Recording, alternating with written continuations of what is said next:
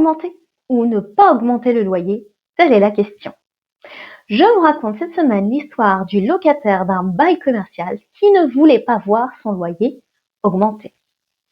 Monsieur X est boulanger. En avril 2007, via sa société, il loue un local commercial à Madame H. Le loyer est fixé à la somme de 30 000 € par an.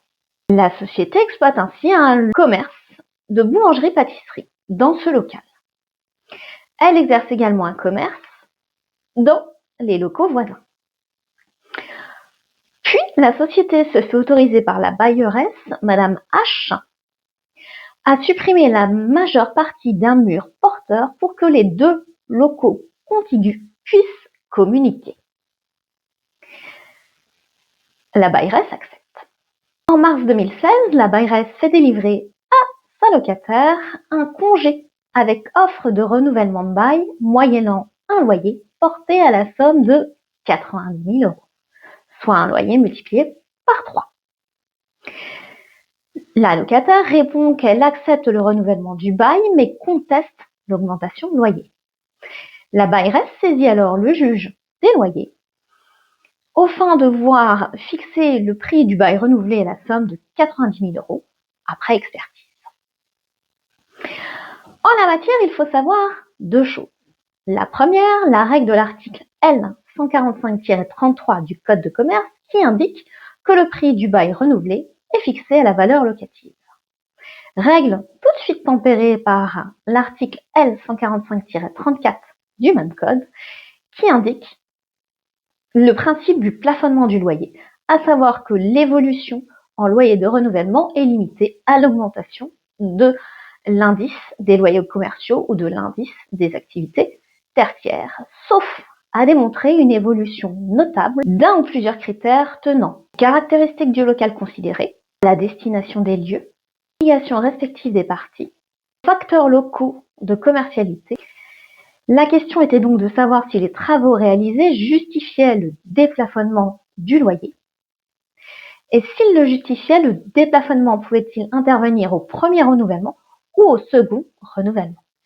La question est d'importance puisqu'il s'agit de multiplier le prix du loyer par 3. Le premier juge considère qu'il n'y a pas lieu à déplafonnement et fixe le loyer du bail renouvelé à la somme de 33 500 € pour tenir compte de l'évolution de l'indice des loyers commerciaux.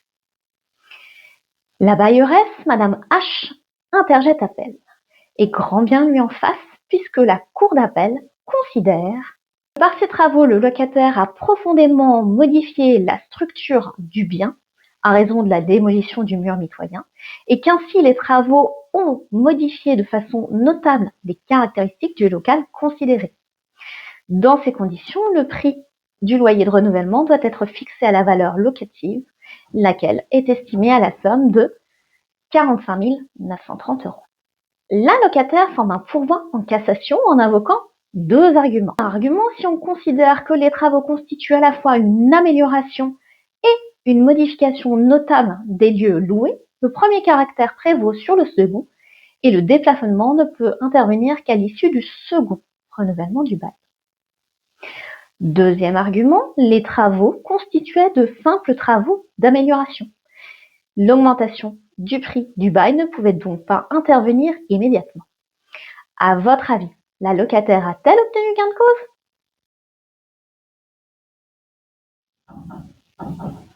La réponse est non. Dans cet arrêt du 12 décembre 2024, la Cour de cassation approuve la Cour d'appel d'avoir considéré que les travaux dépassaient le cadre d'un simple aménagement et avait eu pour effet une modification notable de la structure. Ces transformations constituaient donc des modifications notables des caractéristiques du local loué, non pas une simple amélioration. On pouvait donc parfaitement augmenter le loyer et le fixer à la valeur locative immédiatement.